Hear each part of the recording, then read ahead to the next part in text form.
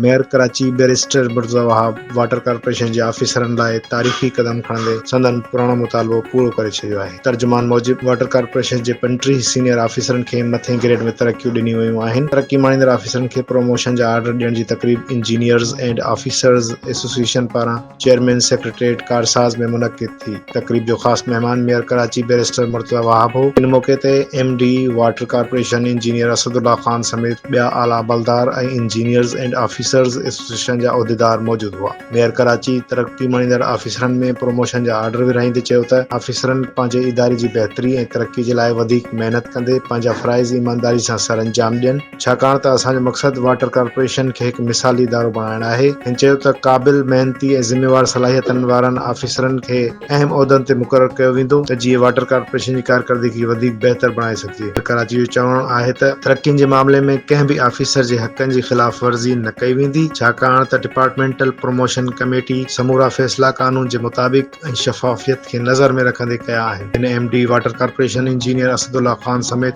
HRDE खाते खे ख़िराज तहसील पेश कंदे चयो त DPC1 खे शफ़ाफ़ तरीक़े सां मुकमल करण में इन्हनि जो अहम किरदारु आहे।